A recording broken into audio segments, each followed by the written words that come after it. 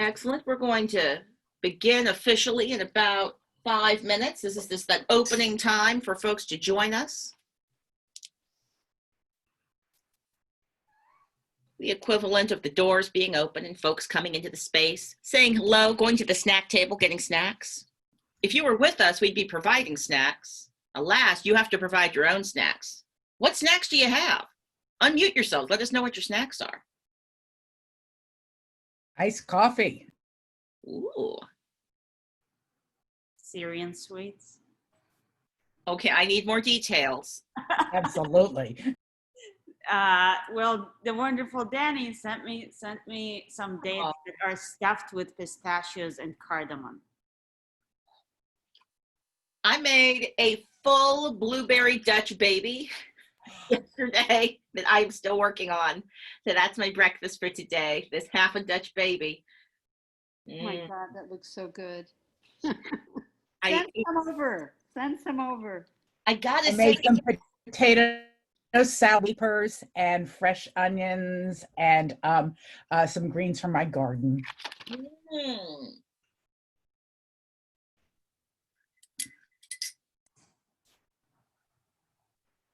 That sounds delightful.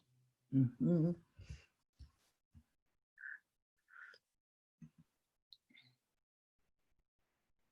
What other snacks do we have? What other snacks are people eating? Or what other things are people doing to make themselves feel relaxed and comfortable before we begin?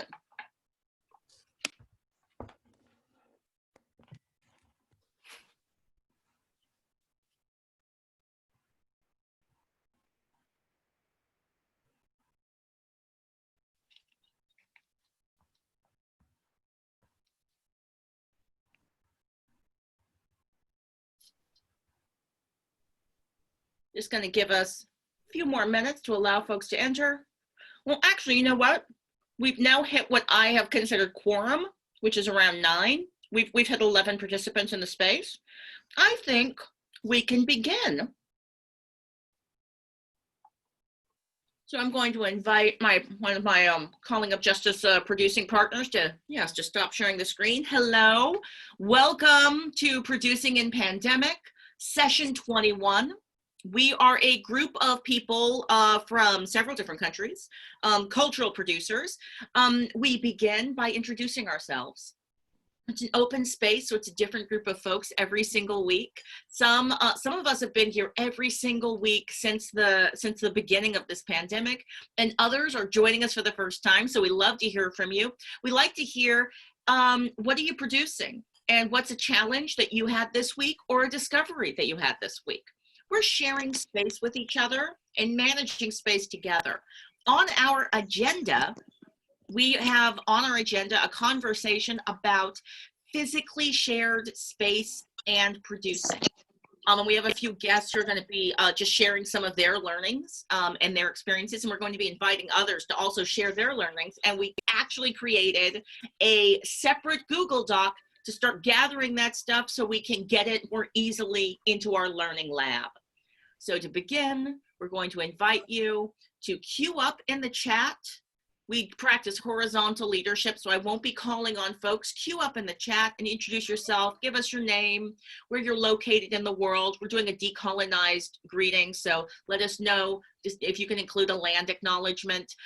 We do an access check-in, so let us know if there's anything we need to know to make this space more accessible to y'all. Like I said, it's relaxed meeting, so cameras on, cameras off.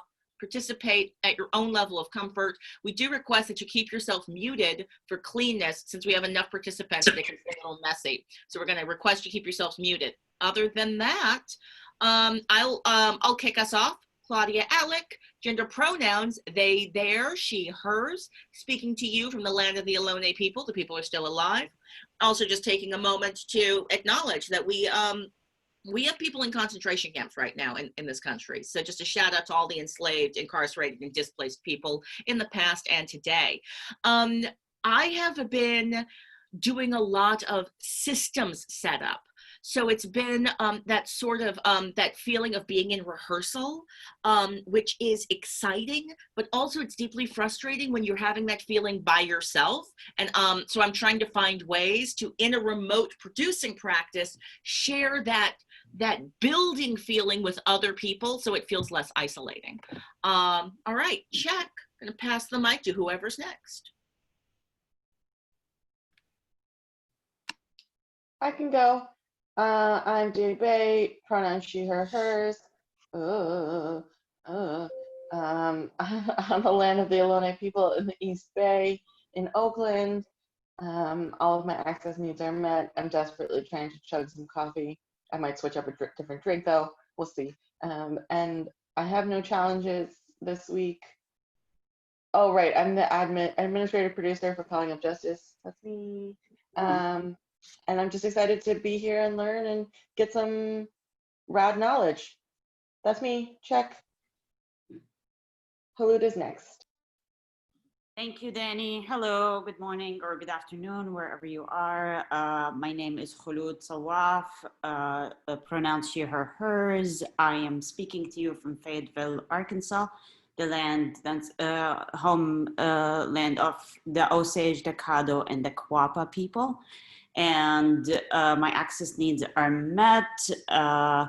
This week, we are finishing the Curbside Theater project. Our closing performance is on Friday, and I'll be sharing more about this project briefly after the introductions, probably, or sometime in our session.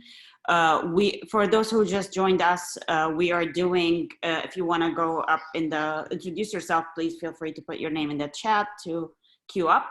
And I will pass it now to Sabinna. Hi, it's Sabinna Hamilton coming to you from the very beautiful traditional lands of the Nipmuc and Pecumtuck people here in what's now known as Western Massachusetts, where I run the co-festival performance. I use she, her, hers, and my access needs are met. We are just finishing this week our online workshop led by Juanita Rockwell on writing and contemplative practice using the Tibetan Buddhist 3 doors techniques. And what I am learning is that when you send out a questionnaire or try to get feedback from folks, I was sort of thinking there would be consensus on a lot of questions, so that we can incorporate those as best practices for future offerings.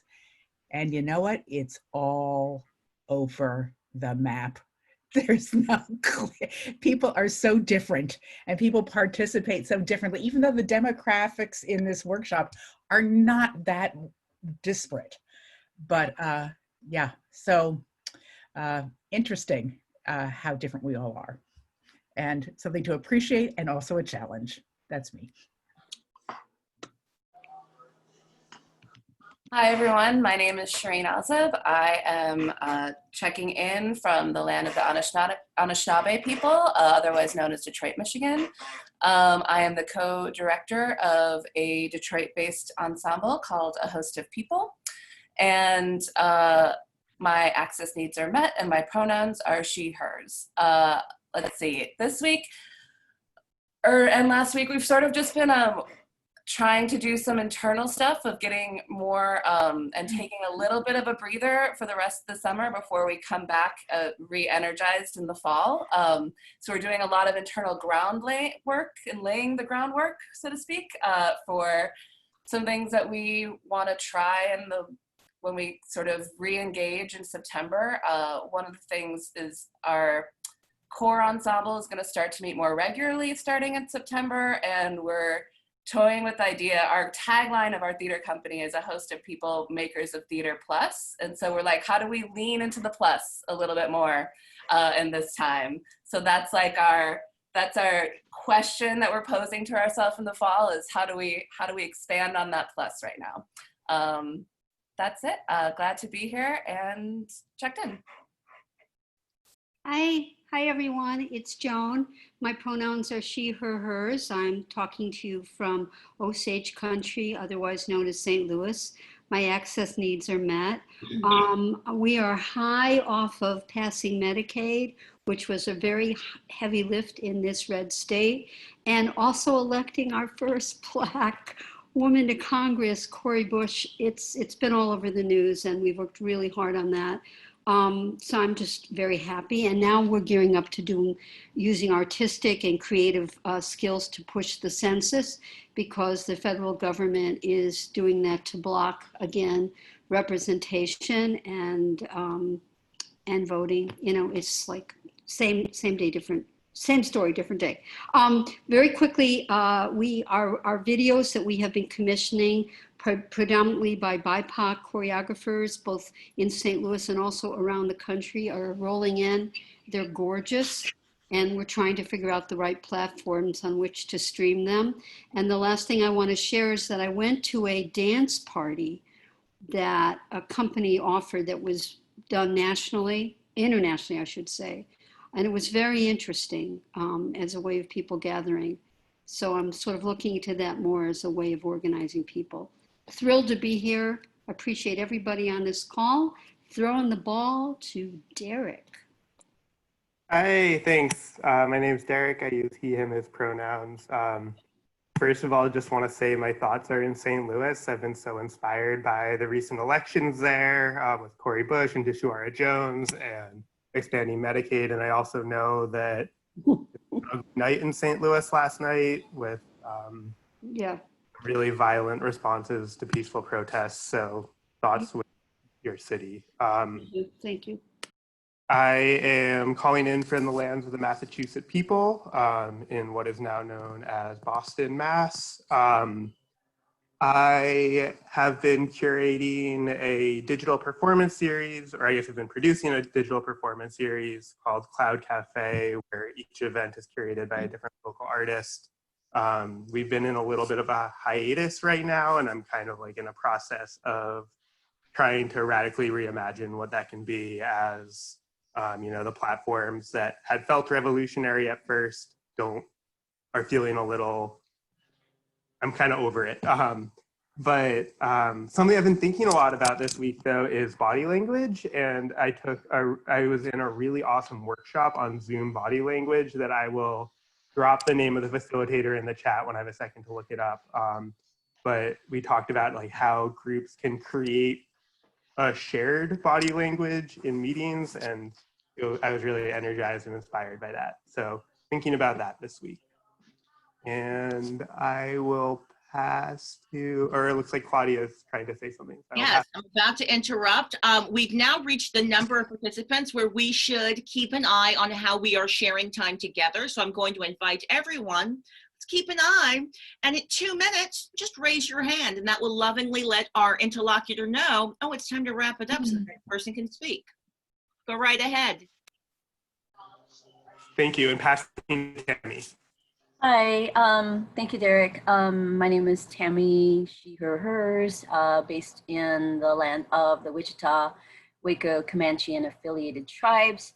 I am happy to be here. I am coming in with a special heart lifted for a little boy named Zion, who I witnessed in a video yesterday holding up a megaphone in protest on behalf of his aunt, who was murdered in her home last October.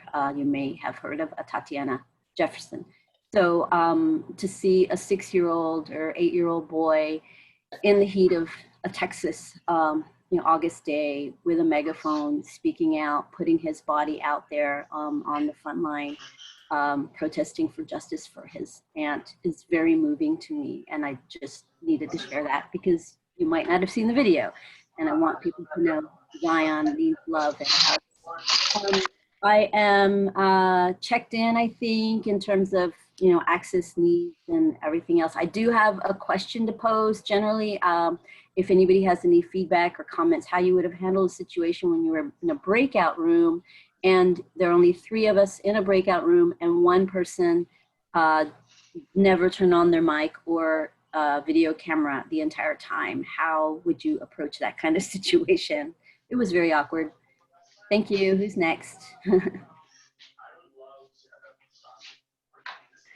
Hi, I'm Abby, she, her pronouns. I'm coming from Los Angeles, California, which is Chumash territory and Chumash lands. What else am I supposed to be saying here? Sorry, I just lost everything. I'm currently the managing director for the Orchard Project, which is an artist retreat program. My access needs are totally met as I sip my tea today. And we, like Sabrina, are in a place of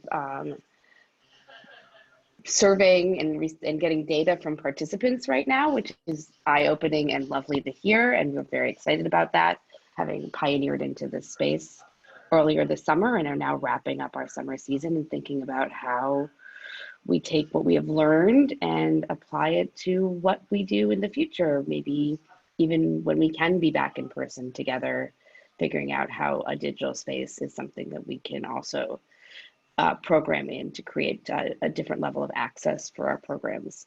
So continuing to kind of think on that.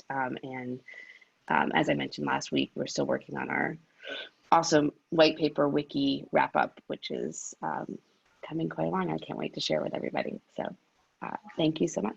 Checked in, passing it to Rob.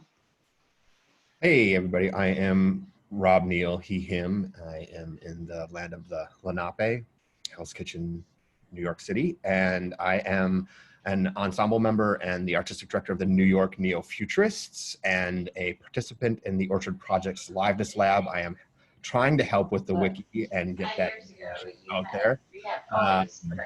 And out of Orchard Project, we have created our new live show that the Cyber Wrench, which is an extension of the podcast that we've been doing, Hit Play, and what we used to do, the Infinite Wrench, when we were in spaces together that weren't all digital.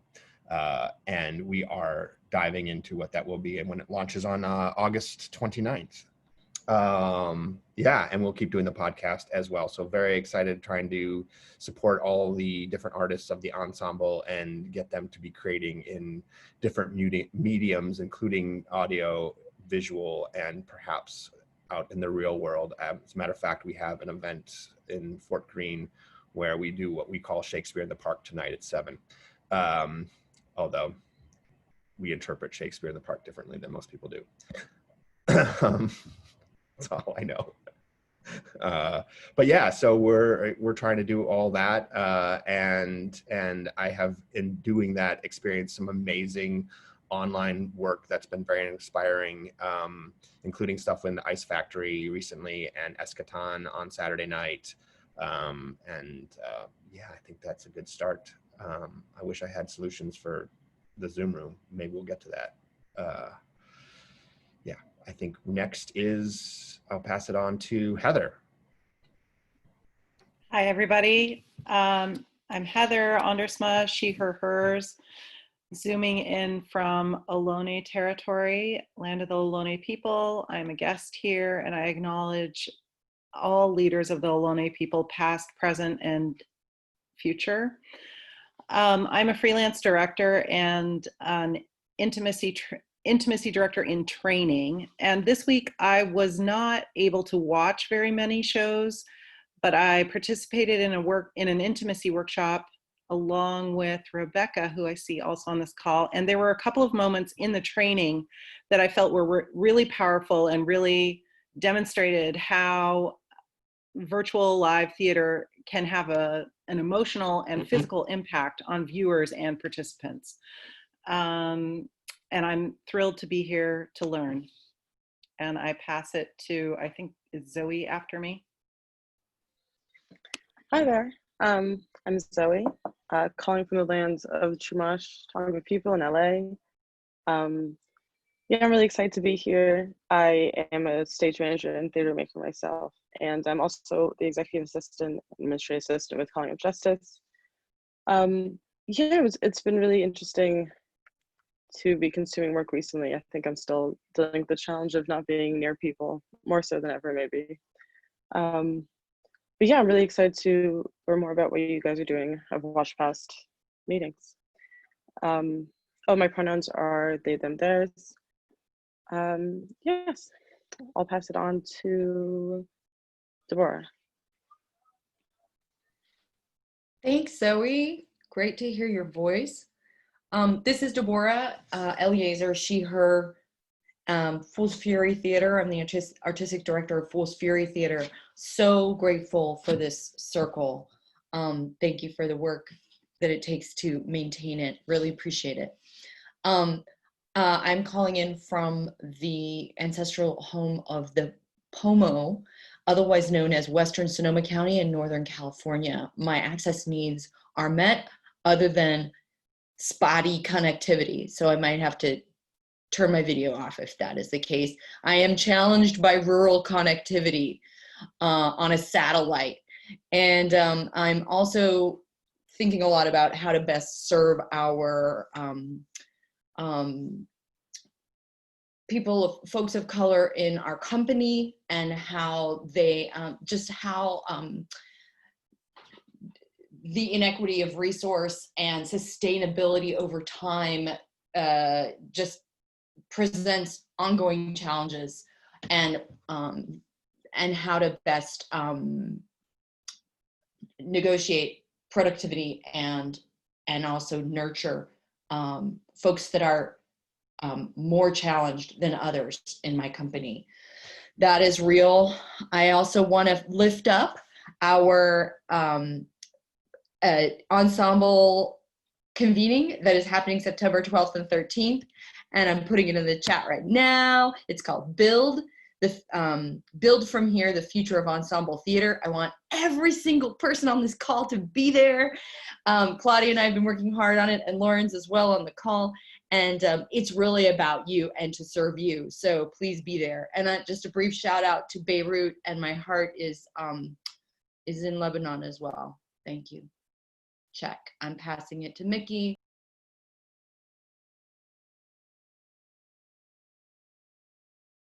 Oops. Sorry, just say hi for a moment. I am Mickey Goldhaber, and I'm the lead instigator of the Bay Area Women's Theater Festival and the artistic director of Rye Cripps Disabled Women's Theater Group. I am in Berkeley, California on Ohlone land, and I'm going to thank Heather for that more profound land acknowledgement. And I've been thinking a lot that I should say more, but I'm learning.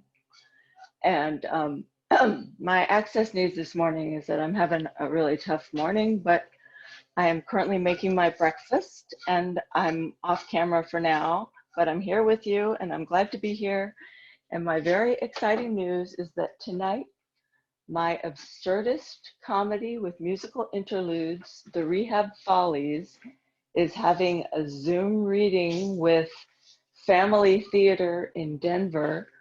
And I'm sorry, but it's not public, but they have said I can share the video afterwards. And I would love to share it with this group if folks are interested. Okay. Patricia Miller, so happy to go after Mickey because she brought me here 21 weeks ago through the Bay Area Women's Theater Festival.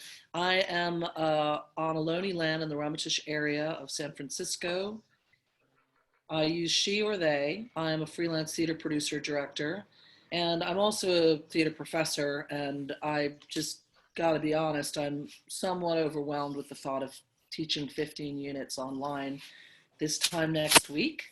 And one of the reasons is because I'm going to have to stop attending this group with any regularity because my schedule clashes perfectly. And just a little shout out to the emotional space that this has been in terms, not just the technical space, not just the capacity to read the fantastic notes and get the references and the links, but the companionship and the camaraderie has been very real. And also wanted to say, thinking of Beirut and feeling helpless, and going off camera and off to Lawrence now. I'm just going to invite us all just to take a big breath together.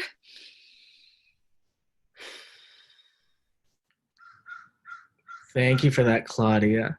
All right. right, please continue with introductions. Yeah, I want to pass it on to Tanya since just want to honor that lineup. And I'll go next. Thanks, Lawrence. And thanks, Patricia, for naming the community aspects of being able to be here together, particularly in this year of 2020 as we witness so many changes and hard things. Tanya, they, them pronouns. Currently on the traditional territory of the Anishinaabe and Algonquin people near Keddy Island. Grateful to be continuing to learn in a peer format and really curious about what longer processes of learning together and being in community together through a peer learning process looks like. And I really appreciate the possibility model of how we are participating in that here. It's helping to answer some of my questions week by week. As I am a poet and I know it and I like to show it, and one of the collective members producing the Toronto Poetry Slam here, or close to here in Toronto, Ontario. So I'll pass it back to Lawrence with my gratitude and curiosity. Thank you. My name is Lawrence. I am calling in from the occupied land of the Ohlone people and using its, I'm going to use the colonial name as Oakland, California. I am currently the marketing and communications director at Fool's Fury Theater Company, and as Deborah had mentioned, we are knee deep in getting our national ensemble convening together. I've been in the past couple of weeks. I've been looking at how digital marketing it will be integrated into a theater practice. So I not only do I work with Full Fury, I work with other theater, smaller theater companies as well. And the conversations that I have been having, and especially with other theater spaces, is what does it look like for a theater to have a digital first marketing strategy? And it's and it's something that the COVID pandemic has necessitated this idea of how we should market in the 21st century. And what's sad, because now that I talk with a lot of my other marketing colleagues, is that a lot of us marketers have always said, digital should always really be a part of your strategy. And now, a lot of the organizations, to no fault of anyone's, but to really now understand why digital is actually important to any arts organization, and what that even means to the larger programming and larger larger dynamics of how we produce art. But also, I've been a part of bi-weekly BIPOC marketing meetings from marketers around the country, or actually not around the country, it's actually globally now, and how to really look at, what does actually having an anti-racist marketing campaign looks like, and how do we decolonize marketing? Thank you, Claudia. I just now saw that. Great. Passing it on to whoever's next. Thanks, Lawrence. I am Robin Gron, and my pronouns are she, her, hers. Access needs are met, though feeling kind of ill, so I might just be off camera for right now. I live on Ohlone and Coastal Miwok unceded territory. And I want to super echo what Lawrence was just talking about, with the idea of only with a much, much less knowledge than I know that you carry as far as being digitally focused for media. And the struggle that has been for me, and trying to figure out what it does look like to do arts on the webs. Super want to echo as well all of the wonderfulness that this group has brought for me, and I look forward to it every week. So thank you so much. Passing on to Rebecca. Thank you, Robin. Hi, everyone.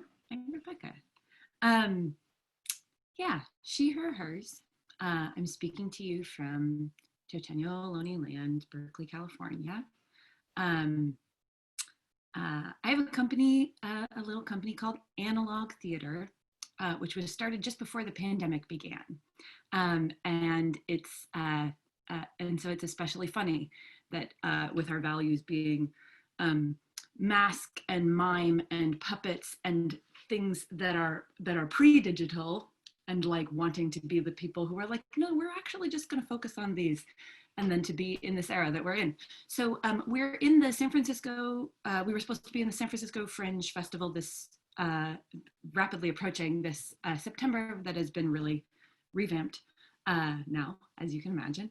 And so we are still navigating how to make kind of a teaser trailery type of thing for ourselves that feels like us at all in this world. And so we're looking at a lot of different ways to do that, but it's super interesting. And it's my first time here with you guys, and oh man, I'm so excited. And I don't, oh no, there is someone who has added. So I will pass it to Carlos Alexis. Hi everybody. Let me see. These are the things that I need to answer. I'm Carlos Alexis Cruz. It's good to see so many familiar faces here, and to be this is my first time joining this circle conversation. So thank you for the invite. I'm calling in from the land of the Catawba and Shigari people, also known now as Charlotte, North Carolina. I wouldn't be myself if I also don't bring forward the Taino people, from which I'm a descendant as Puerto Rican. And so yeah, so here we are. My access needs are met at the moment. Sometimes kids might run into this room, but that's what happens when you're working from home. This is the reality for many of us, I guess. At this juncture, I sort of took a week off after ATHA, a conference I planned for Association of Theater and Higher Education. And yeah, thanks.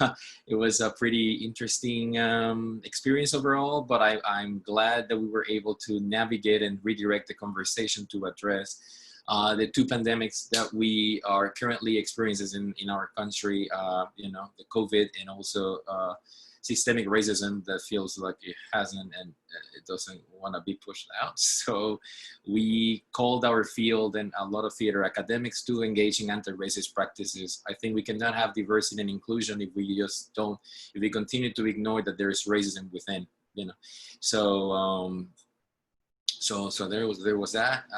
In terms of I am also some faculty member at UNC Charlotte, and I also am I'm an ensemble member and producing artistic director of the Nuva Soup Project, which is a social circus ensemble.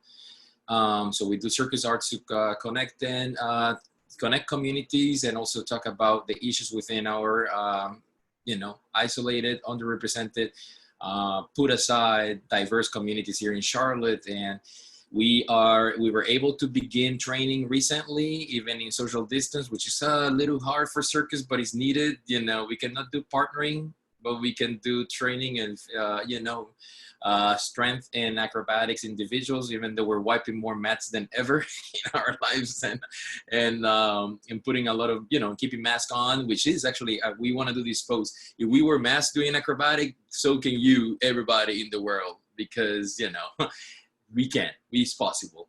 And the other thing is that we began also training outside for our site-specific component in developing our new show, which is also very, I think, is leading by example in the fact that we're training outside and keeping a space within each other, and also being of access, because I think it's a thing at the core of Nuva Sud. And sometimes even we forget that sometimes in media, we don't necessarily reach everybody. Not everybody has equal access.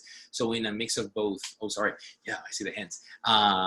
Yeah, anyways, that's what we've been doing. Thank you all. I was like, what are the hands up? Hi everyone, I'm Scarlett Marasa Rivera coming at you from Canarsie Land, otherwise known as Park Slope, Brooklyn.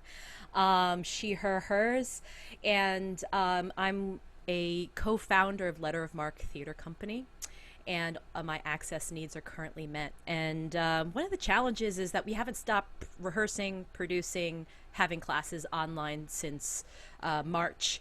And now that we have new classes, now they're international classes. We usually predominantly are in Brooklyn and teaching Brooklyn students, and now they're from all over the country and the world. So that's a new thing. And the challenge is that we started in-person improv, I don't want to say classes, more like events in Park Slope.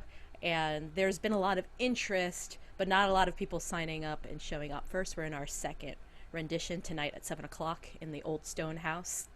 Outside of that, in Park Slope, we're going to be meeting, so it'll be interesting to continue to create a safe in-person space for participants. That is me. I'm checked in. Thank you. All right, I believe we have heard from everyone. The first exercise we're doing is always this amazing, deep national survey.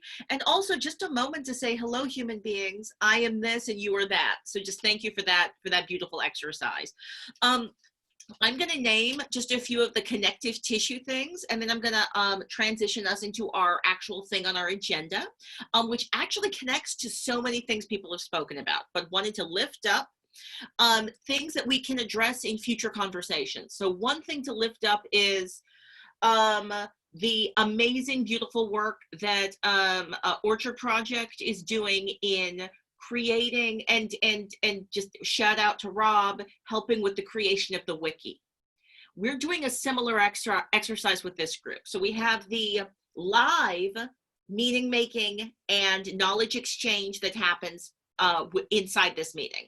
Then we have an asynchronous way to access it, but you still have to access it in real time, which isn't efficient. So we're now adding in the ability to create more essentialized offerings from this group of people who are making really beautiful meeting. So I'm in the midst of doing the very deep exercise of going into the 21 past notes and picking pieces of that knowledge, the notes, the links you've all been dropping, and placing them in a Discord server for more accessibility. I was a big fan of the Google space that Orchard Project made as well. Abby, do you want to share, just like in like a minute, are there any observations, learnings you have about that process? Or we can just make time for this next week or in a future week to talk more deeply about it. I'm happy to touch in, and if it's interesting to talk more in a future session, I'm totally happy to be a resource. That's exactly why we are pulling all of this stuff together. So the Google site was like a companion piece for the Liveness Lab. When we started it, we thought we'd have like 15 folks who wanted to be in it. We had like 200 folks who wanted to be in it. And so we found that the wiki was a way that we could, the Google site was a way that we could centralize the information, post the chats and the videos so that there was asynchronous engagement ability very easily, and then it was editable by all 200 lab members. So if other people were discovering resources in their breakout sessions, that information could also populate into the Google site. Different from the wiki that we're now doing, the wiki is both documenting like the process of the lab and then also the resources in a more public facing group editing function. So that'll be exciting too. So was that enough? I'm happy to talk more. That was really great. I'll be honest, I have not been accurately timing any of us. So that little like alarm you heard was the alarm that was set for someone else speaking 4 minutes ago. Terrible. Or not terrible, but I will admit the way I manage our time, I'm doing it with a real soft touch. I want to encourage folks, drop links into the meeting notes. We love it when you go directly into the meeting notes and drop links. We're a size where it's not going to overwhelm our Google Docs system. So go right ahead and drop links. When you're telling us a story about a learning space you were in, drop a link so we can maybe follow that path and maybe find out what do they asynchronously have available. Or maybe it's just a matter of, oh, I'm finding out who they were and going to their website. Drop links for your projects, drop your links. We love your links. Let's see, big shout out to Michaela's play reading, very excited. We should invite Reagan Linton and family and y'all to come talk about this experience in a future conversation. I know that I have been reveling in the increased ability to collaborate with other disabled folk in this country. It's always been a deep frustration for me that I'm physically distanced from them, so I would have to have enough money to physically get to the same spot to collaborate with them. But now that we're leaning more into the digital, feels like all kinds of stuff's been opened up. Michaela, do you feel like family might want to come join us for a visit? I will definitely talk to them about it. And Reagan and I have been talking for years, and I was trying to figure out a way to go out there, and the fact that now we're working on 3 projects together during this time is just so extraordinary, and I'm so grateful. And also Reagan's FDR drag show character is going to be joining the Peace Studio. I'll drop a link for that, so I'll definitely talk to her about it. Thanks. Lovely. Also, just want to do a shout out for some of the stuff Lorenz was speaking about, and just want to plant the seed of thinking about digital centered strategies. Are you thinking about, because is marketing about selling, or is marketing about like where you're doing the selling, or is marketing about what is the experience you are selling? When you're doing your design of your event, are you centering a digital experience, or are you centering a physical experience, or are you trying to design something where both of those experiences are actually equally engaging? I feel like this is like an extra complicated layer that we now need to add into all of our thought processes as we're creating this work. But deeply excited to just maybe in future conversations talk more about whose experience is being centered. But in that moment, I'm going to use that to transition to our agenda item, which is centering the physically shared experience. We'd like to take this piece of the conversation, and I'm going to invite one of my colleagues, if you can drop the link to our physically shared space document. So we've just been putting some links to the places where we've been researching best practices for physically shared space. There are several people who are in our call today who are doing activities that are either rehearsing in physically shared space or producing, actively producing, and we'd like to just learn, what have you been doing? And I'm gonna say this out loud, none of us are experts, right? So nothing we're saying right here is definitive, and none of this is advice or telling people you should do this. I know that my own practice right now is so hardcore. I recognize that you have a 19 times higher transmission rates in shared space. So I'm all about, I'll meet you outside, but I'm not doing anything with you inside. But that's Claudia Alick's very hardcore philosophy. I'd love to hear, how are other people handling this moment? So I'm going to officially pass the microphone over to, I'm actually going to pass it to Kholoud to talk about curbside theater, and then I'm going to invite you to pass it to Carlos, because we would love to hear more about how you are wiping down and keeping that circus equipment super safe. And I've gotten to see some video of awesome circus performers in masks. I don't know if you have any you could share. If you have, you can. It's not a requirement. It's cool looking. All right, passing the microphone to you, Kholoud. Please talk to us about curbside theater. And this is an invitation for others to share as well. I just was queuing us up. Go right ahead.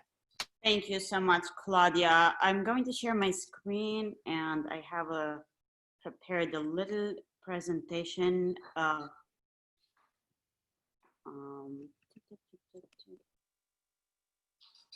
we go. So This is a curbside theater that we are doing here in Northwest Arkansas.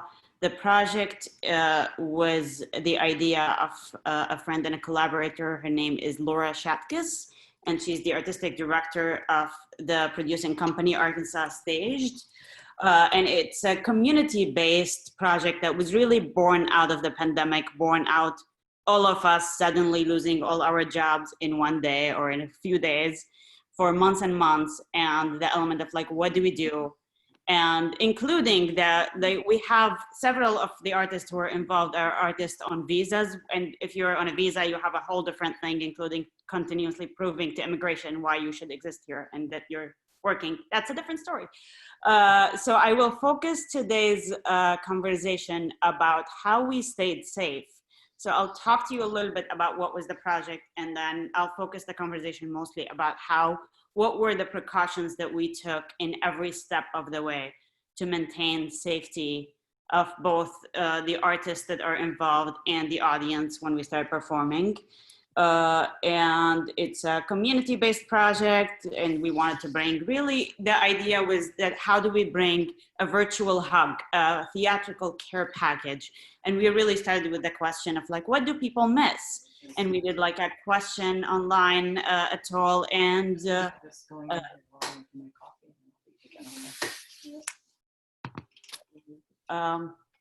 we really want to ask what do people miss and go from there. And the producer, as I mentioned, is Arkansas Staged. I want to acknowledge that I am here speaking on behalf of the project, but the project is really collaborative with other artists, including Laura and other artists. Let me just make sure. I believe we have some feedback coming, and I think I fixed it. Oh, thank you so much. In terms of funding, it was fully funded by individuals and small businesses. We had 0 corporation dollars, and that was purposeful. And we were very proud of that accomplishment. Sorry, I don't know why I'm doing this. All right, so how did we stay safe? And I'll talk about the process from the very beginning. In the creation process, it was a devised piece that we used a process called moment work, which is used by the Tectonic Theater Company in New York. And they did the Lermy project with it, and they did 33 variations. And we started really doing the work in our apartments and doing all the all that stuff over Zoom, until we discovered that all our creation was very much screen-based. So we're like, how do we do this? So we started then actually, each of us started creating a moment that we film it.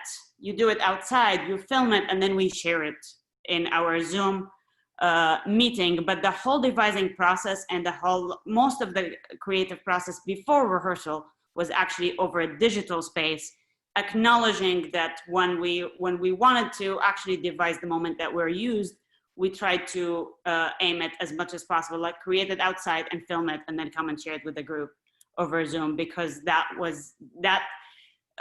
led us all to create that kind of big physically driven work, as opposed to something that's very screen-based. So once we got to the rehearsal process, we really wanted to look at where we sit on the risk tolerance. Where does our group sit? And we looked at this. We found that this was a very helpful resource for us. And we started really on the very strict level, which is that no one in our group was seeing anyone else outside of the group. We were doing very limited shopping trips. We had no one in the group or their household were interacting with any places, like no one was going to work or an office or a restaurant or anything. That's when we started, we were really on the very strict. And then as time passed, we noticed that things continuously were, like we had more people that had to go to an office. And as we included more actors, also some of our actors are working outside. So we were continuously editing this and asking where do we sit. But when we first started, we were really sitting on between the very strict and the strict number 1, maintaining distance at all times. And we also, so we also came up with something called COVID agreement amongst our team, which includes testing body temperature, wiping props, not sharing props, wearing masks at all times, keeping distance. And if you are going through a testing process, you have to inform the rest of the group in writing. So we all wrote to that COVID agreement and signed it and made sure we are being very transparent with each other and with the rest of the team. We also had a document. I'm sorry, it's very blurry, that we were reporting any incidents of breaking out of that. Like, for example, someone had to use a bathroom at a public place. So we were reporting that and saying, I am on a 15 feet distance with the rest of the team until 14 days from this date. So we were writing those in a document and saying, when does that period end and when do we go back to the 6 feet distance, and when do we go back to, like, yes, I can share props with others only if I wipe them, because if you had any interactions or any exposure to the outside world, we were not sharing any props and we were keeping 15 feet distance at all times. So then we come to the booking process. Before I go to the booking process, also when we started having rehearsal with actors, because before we spent some time with the creative team, workshopping the piece on the feet and doing some more unpacking of it, but it was really in a physical space. And we were rehearsing in a location that was actually close to our homes. So we were all able to, in a break, run home, use a bathroom, come back. No one had to enter anyone's home. And it was like a pocket park close to our homes. I mean, it is Fayetteville, so there is a lot of open spaces, open green spaces that you have access to. And I acknowledge that that doesn't necessarily exist in every location. And when we asked the actors to be part of this, they also signed the COVID agreement, and we were constantly measuring distance at the beginning of each rehearsal. Where is the distance? What is 15 feet? We set the space of between the set or the playing area and where we are as the creative team and the directing team from them. And then we were all at 6 feet from each other. Now, we certainly absolutely would have to remind each other and ourselves constantly, like, you're too close. And at some of those rehearsals, we actually had one of us at all times saying, too close, you two are getting too close, and would separate us. But that's certainly over time, unfortunately didn't always was as much as a priority as we would like it, but we tried to be as diligent as possible with it. And then when we came to the booking process, we actually had in the form some questions in the booking process that we asked the audience. We asked them if they have been in quarantine for any symptoms, or any of them is tested positive or going through a test right now. We asked them to wear a mask, and they had to check that they will agree to wear a mask in the booking form. We also told them that we will be keeping 15 feet between the actors and them, and we asked them to how many people were planning to sit from their household, and if they were, like, sometimes a household would invite their neighbors or a cousin or a sister, and we want to make sure that there is enough space. So we also had a creative visit between them. I'll talk about the creative visit in the moment after, but we really wanted to make sure the space is enough for the people that they were inviting to keep distance at all times, and to keep 15 feet between us and them, and 6 feet unless they are in the same household. What else? Yes, so we also gave them the dimensions of the playing space we were thinking about, and we said we need 15 feet of the width and 20 feet in the depth. and we wanted to keep the 15 feet between us and them at all times. And we also told them, like, if you don't have access to this space, this will not ban you from getting a show. We will just think creatively of that. And our solution was that we did some shows in the space in the park where we rehearsed, actually. So we were able to invite any households that we wanted to give them a show, but they didn't have access to the space of the dimensions that secure safety.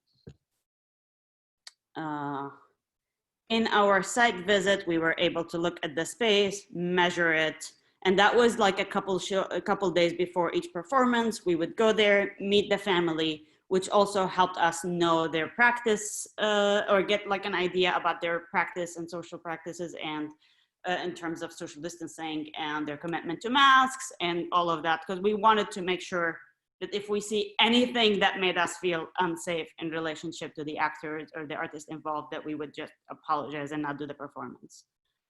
So we went for a site visit before each show. We also had a similar COVID agreement with for the audience that they would have to sign, including the commitment to wear masks, commitment to not touch the props or the set, commitment to not offer food, which was a thing that we actually added later, because one of our audience members really wanted to be a beautiful host, and she was, and offered some like food to the actors, and then that household someone from the household tested positive. It wasn't her, but we also then like, okay, we have to make sure we add a line about not accepting any food. And again, how do we continue editing and continue learning in the moment? Because like no one, like we couldn't search anything or anyone who had done this to be like, what did you do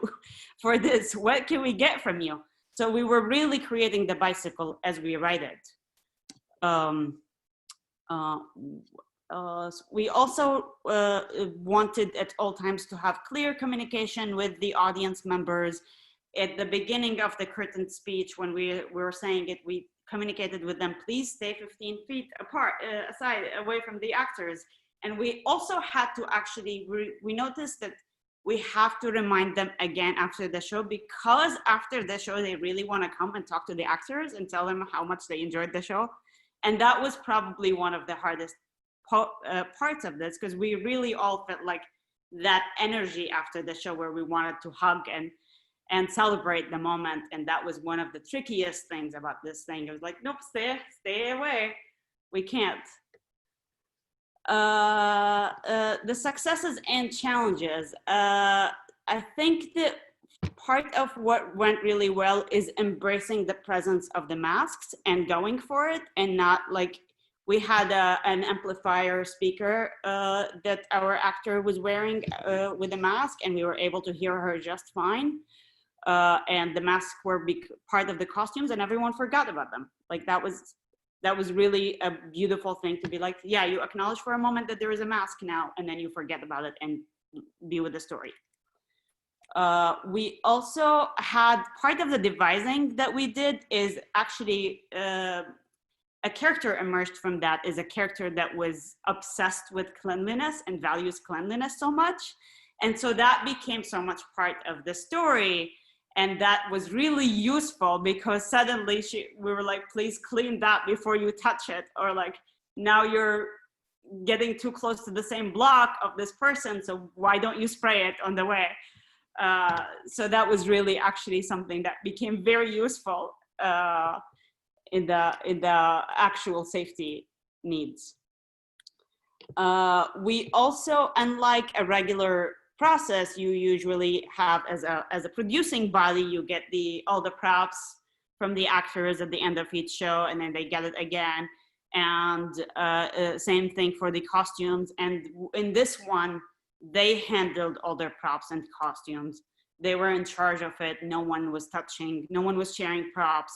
And each of them had one of those bins to keep their stuff with them and take them with them. And then we also had wipes and sanitizer at hand at all times.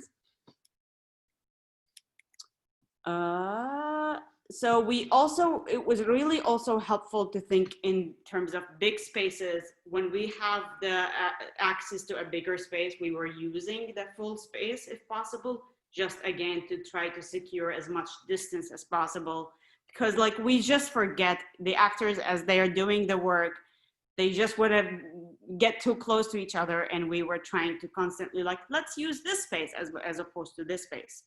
And when we didn't have access to that space, sometimes like we didn't use the set to try to be like, let's just keep the actors and let's make sure we have space over the set. And we were also the transparency with actors, with the team. We were constantly, again, asking for feedback, asking for how do we become better? How do we make this better? When we had someone test positive, we reached out and did extra precautions about it to like, what do we do again? How do we make this better? Challenges, I think we can continue like the element of setting up the set and the taking it down. Like we have this broken down into steps that even includes wearing gloves. When do you wear gloves? When do you sanitize? When do you take off the gloves? What is a shared task that two people have to do it? How do we keep distance? And certainly this, especially when we were in rush, it wasn't as diligent as it's written. So that was something that we acknowledge and be like, okay, let's start from zero and see what do we do? How do we edit this? But this is certainly one of the challenges that arise, is like the element of like, then you get, you have less time. So you want to move faster, and safety sometimes becomes compromised a little bit. I think another challenge is if we would do it again, I would probably want to ask if we could simplify the set so we wouldn't have that kind of setup and take down that possibly exposes our crew to be close to each other or holding something. We also were really inspired by scenic elements that are coming from the world of yarn, rope, threads, and that's hard to clean. So that was another thing to think about, was like, maybe we have yarn that's color coded for different people, or maybe we have something that we spray that's not yarn. So that's definitely part of the learning of this experience if we would to do it again. Memorable moments is that just the audience react to this and be present and be like, I think a couple of the moments I will never forget is when after we did the devising process and we were ready for our first rehearsal, and suddenly we were just again in a rehearsal space, safe, and I was just like suddenly able to direct again, and I feel like I was about to cry, that I don't know that I was able to do anything necessarily artistically, because it was just so emotional for everyone involved. And the audience members, I think the reactions from the audience member has been really, really, really beautiful to see it and to share, to have that appointment in a physical location, not at all to minimize the digital space at all, of course. But this was some of the moments that spoke to us. And now we actually did it at nursing homes, we did it at assisted living houses, we did it at, we really wanted to make it accessible for communities that don't necessarily get access to theater in a normal setting. So we also collaborated with Arkansas Support Network, which specifically works with the disabled community. And we were trying to specifically take as many shows as possible to those households and those facilities. And now, do I have like 2 more minutes to share a short video, or like a minute and a half? You know what? I'm going to request that we give some space for Carlos to present, and then we can come back and watch video. I'm greedy. I just want to see if we can get stories from 2 or 3 more folks. So let's see if we can do it all. Carlos, are you ready? Sure. I mean, I'll keep it kind of straight to the point, and then we can we can go from there. Yeah, I think as I said before, we do social circus, so it's a very physical art form and is in need of. We need to train in order to continue to practice. If we don't train, we cease to exist. We say like it goes away from the body, right? So how to ensure that and to provide, because our performers require this particular spaces in which they can practice and be safe. It was the challenge. So this is I mean, I have like about 7 points that we go through. So I'm gonna just read through those. The first one that we do when people walk in our space is we take temperature. Is unfortunate that we have to do that, but in the reality, we just want to make sure. And everybody has agreed that taking the temperature has been okay. Is for the better of everybody. So like, there's no animosity in that. Our venue, we are in partnership with a community college here, and that's where we rehearse. And they have a form that we have to fill out weekly, in which they can say if they have been, you have to be, I mean, it's like a, how do you call that in English? You have to be honest. I don't know how you said it in English now, I forgot. You have to be honest in saying like, if you have been connected or have, been in contact with anybody that has had COVID in the past week or so. Because if that happens, then you cannot be at the venue. And we ensure that everybody submits that online and we read it before anybody comes in. I mean, that's part of like how we are kind of cross-checking. So in terms of cleaning, we have panel mats, and panel mats are cleaned 3 times per training session at least, meaning like full-on clean. Now they are wiped down after each particular session. So we have Clorox wipes and that kind of thing that as soon as people are done with it, they have to wipe their equipment, we let it dry, and then the next person can go into when they're stretching or using it for a particular apparatus. So yeah, I mean, that's what I alluded to, is a lot of work because we clean them, because we are there between 5 and 6 hours. So every 2 hours we have to like full on like put like antibacterial soap and like wipe them with soap and like clean them and let them dry a little bit. And that's just aside from the wiping. The acrobats don't share the equipment. So if they're doing aerial, they bring their own. So we're not using the same silk with 2 people. We're not using the same rope. It's just not, there's no enough time to like clean that up. So thankfully, a lot of acrobats already has invested in their own equipment. So they at this time, they're not using the company's equipment necessarily, unless it's a soloist, they're using their own. So we kind of, shift between the 2. And that's true to juggling equipment, that's true to stilts, that's true to handstand canes. The only thing that is a little bit different is when we're tumbling in an air track and whatnot. So then we have to like, do our best in wiping if we see a lot of sweat and whatnot. But that's the only time that I feel like there's no like really an escape of like not being in contact a little bit with it. Masks are required at all times. And the only time they take them off, it was for a sip of water or, not even for talking. We said like, if you're talking, keep the mask on. I mean, that's the purpose of it. So, and we have encountered options and we all back up when somebody's about to talk, everybody goes like, oh. So it's just an interesting dynamic that I think is going to come into play in our new piece, the way that we have developed and how the bodies are attached and disattached. But our new piece is about the Central American immigrant journey and told us about from a multicultural perspective. So there is a lot of not trust in the journey, and I think we're using some of those elements. They're informing our literal dramaturgy. So we unless they're tumbling, we use a 10-foot square footage to keep everybody, apart from each other for the most. I mean, that's what we try to ensure. We have 3 aerial points and they are pretty separate from each other. Sometimes people walk and whatnot, but like we try to stay in like different stations. That's what we call it.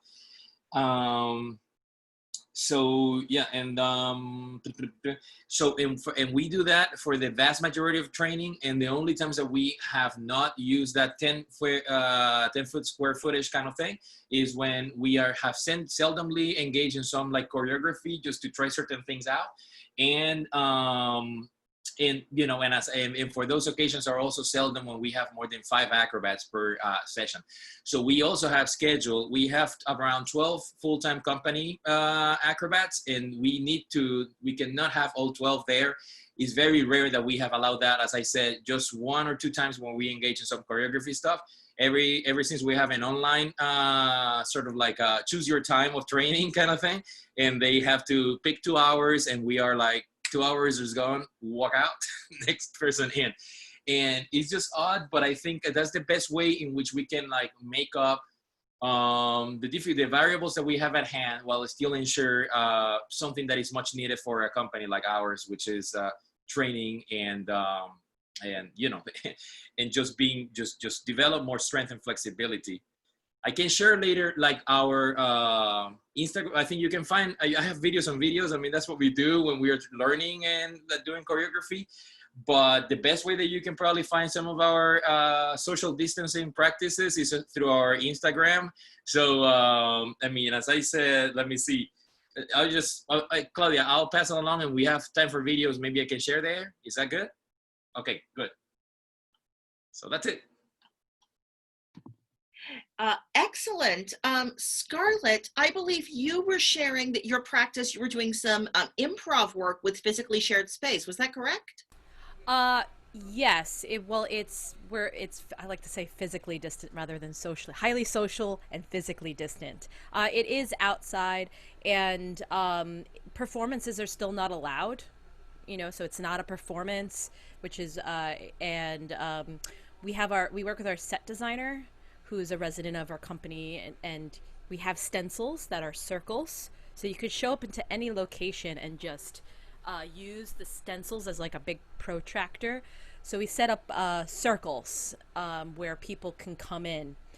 We try to be radically inclusive. So if somebody, you know, grandma shows up with grandson, we could invite them into the circle and have them, but we do have people sign up because it's limited to 21 participants in accordance with current New York State regulations. Hand sanitizer, snacks, and bottles of water are available to anyone on site, all individually wrapped. Hand sanitizers out freely to anyone. We work with the old stone house, so that is really helpful because if somebody, for example, it's summer, if somebody's overheating, they've opened up, somebody can go in and get AC if they'd like it. They've also opened up it's on the park site, they've opened up their restrooms to us, so they open up the restrooms and have them open on site in the park for us. And they've also talked to Parks Department on behalf of us as well to, you know, let us know that we're working in accordance of regulations, so that if they were to roll up at 8:30, because we are in the evening, 7 p.m. to 9 p.m., that they're aware of what we're doing here. And luckily, improv, you need no props and you don't need to touch anyone. So it's really something that we are able to do easily, physically distant, that we're finding. I think that's all I have to add there. Thank you. All right, so we have, in terms of, we don't treat time, I've been using Tara Moses's framing for how we deal with time and how we treat time. So time is a relative. Time is not a master. However, we are lovingly acknowledging that we have about 15 minutes together in our 90-minute commitment to sharing time with each other. And I actually totally want to see video from both of these colleagues, but I also want to make sure we have some time for conversation. So I want to open this up and invite us to maybe ask some actual questions, have a little back and forth, and then maybe we can just keep an eye on the time and hold 5 minutes for, is that enough time for both of our colleagues to share a little video? Awesome. I see thumbs up. Brilliant, brilliant. All right, let's talk about it, because this is my big question. How do you direct and control audience behavior? How do you make sure your audience doesn't get all excited and start crowding up and doing unsafe conditions for themselves? So for the curbside theater, we had, if it was not only the family of the household, we had like yarn circles where it was measured between them, or we used hula hoops, like please stay in this hula hoop for your household. Yeah.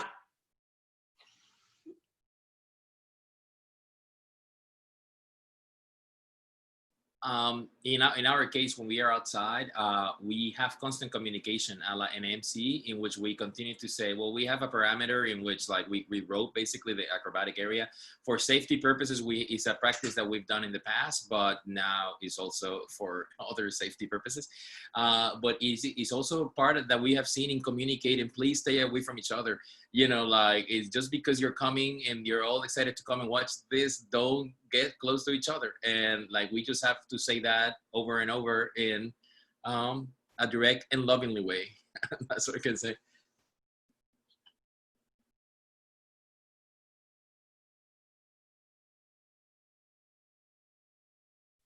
Can I ask a related question to the whole group? I'm wondering about community engagement in this time as well, in in-person sort of settings, because both of these like are too formal, like either training together in a group that you know or performing for like in a short sort of traditional audience setting. But one of our projects is supposed to have like very intimate community engagement coming up, and like conversations and story circles around freeness of speech and things like that. But I don't know if it's possible in this moment to have intimate, sort of very,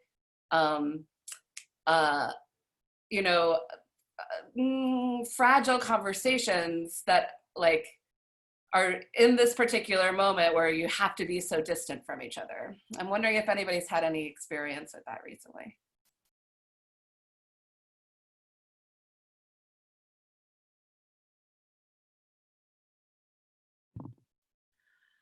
I was in a conversation where we were discussing, this was a separate conversation that was tangentially related, that was about how do you create swift emotional connection when you can't do any of the tricks you used to do. So we were talking about, how do you create the circumstances for having a really honest EDI, equity, diversity, and inclusion conversation or exchange in a space where you can't do any of so we're holding hands, and the literal action of sharing skin and breathing together at the same time, it actually does something to your brain, and it literally rewires you to be better communicators with each other. How do you rewire your brains in a digital interface? And so we talked about, okay, what are the places where in our regular practice we would have just been, so we're just going to hold hands for a second and just like stretch out, and we were framing it as if, oh, we're just stretching, but really it was us actually connecting. How do we add that back to the exercise but make it intentional, like literally make a part of the exercise we're all making eye contact with each other, we're all going to touch the screen, we're going to be thinking about sharing energy, and is there a way to do the cognitive exercise? It takes more time, it feels more formal. We have no answers. We're just dealing with the same question and challenge. So that's what I have to offer. Does anyone else have anything to offer? Or additional questions? I do, regarding a Zoom circumstance. I've been on some group meetings where there's people from other time zones and other countries, and we orientate, say, where the sun is or where the moon is. Wherever you are on this call, orientate towards the globe that's in the sky and feel the connection, right? So even people that are like looking at the different globe because they're in Australia and I'm looking at the moon and looking at the sun, it's been really powerful and sort of beautiful. I can't speak to the live experience that you're asking about there, though. I'd like to offer something. I think that's beautiful, Patricia, and I've used that in workshops or classes when gathering, just like, where is the sun? And that's just reminding us that we're all under the sun together, we're all under the moon together. I think I've said it before in other sessions, but I think the use of silence is an important way for us to hold space together. That is underutilized, I think, especially in meetings and stuff, when, talking is just so much, and also visual, words and visual. It's just another element that will help ground immediately. Check.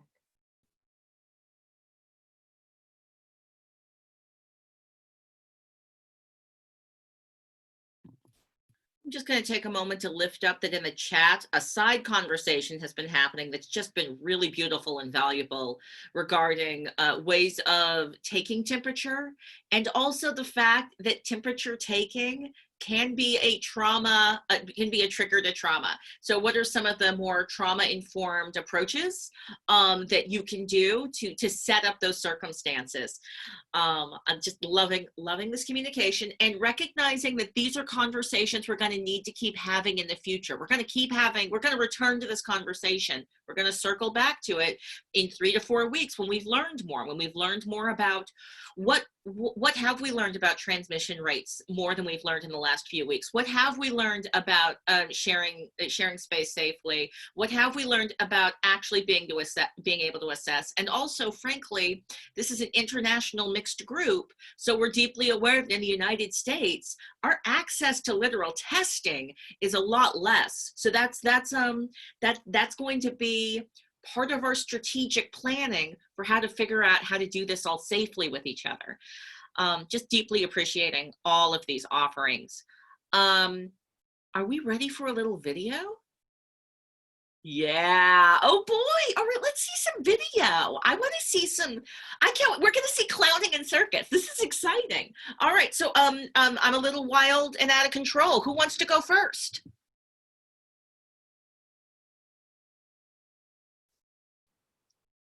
How do I do this? You want me to share my screen? Yeah, you can share your screen and show your video. Okay, good. Let me see if I remember this. I'm removed from ATHA now. So, okay, let's see. Where are you?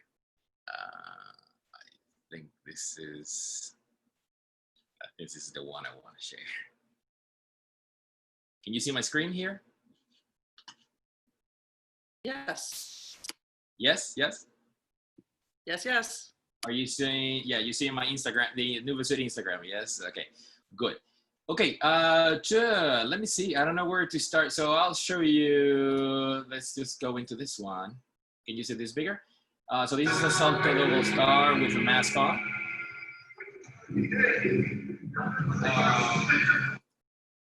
There is. This is some site-specific work with a mask on, flipping in the park.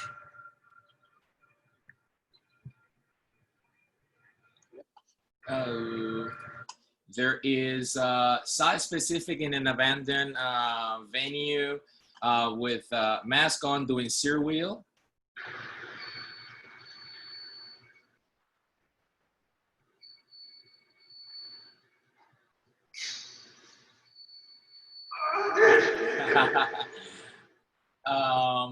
And then so you can see a little bit of training in the space, what our venue looks like separate from you.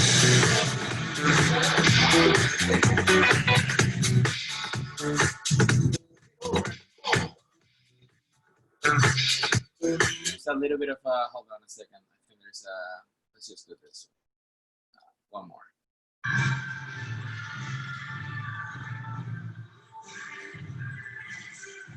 So I say, like, if we can do this work with a mask on, you can go out and have a mask on out whenever you do anything in life.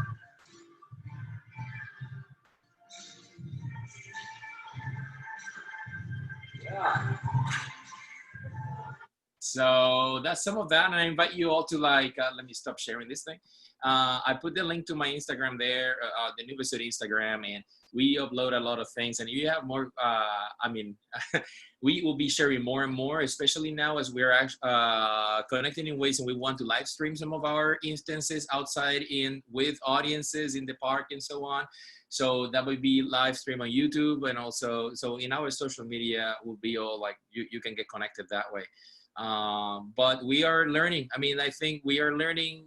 One thing we found out, circus is meant to have that visceral reaction from an audience. How to translate that to the media world and the video is a little bit hard. So I think when we put it in context in real spaces, I think you understand, oh shoot, these people are just jumping from a bridge that is 20 feet high. So you get a little bit of that sense. How do you say, the nervousness that it brings to you, and yeah, anyways, so that there's a little bit of that. I just want to give you a free idea. Just take this idea and go for it if you want to. And it is, I think you should be making safety, you should be making mask videos, like pro mask videos, where you have somebody do an amazing trick and be like, I still have my mask on, what's your problem? I think they'd be hilarious and amazing, because I was laughing so hard as I was watching this magnificent movement work. And you're like, if she can do this with a mask on, what is happening? So I just want to plant that seed. This is a selfish request. I just want that content so I can share it online. So if y'all want to make that, flipping, jumping, doing your amazing virtuosic work with your masks on, and then pointing a finger at us and being like, come on, just planting the seed. Let's go to that next video and end on a note of curbside theater, delightful door-to-door performance. All right, here we go. It's 1 minute and 25 seconds. Is that okay? Awesome. Great.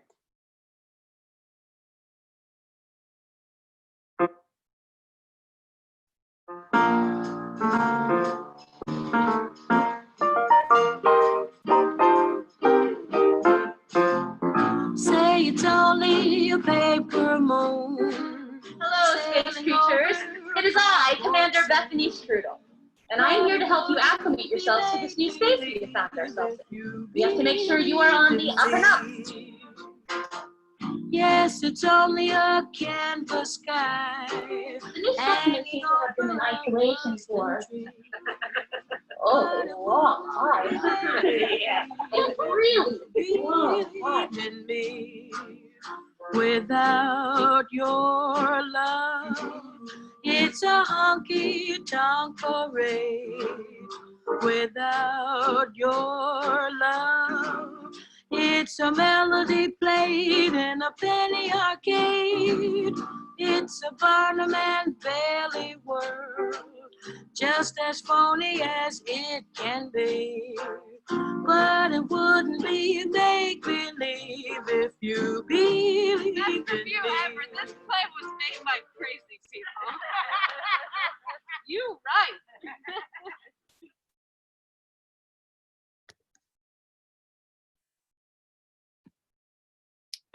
Yeah. Thank you. Oh gosh, what is that? So great. I love it. I love it. Thank you.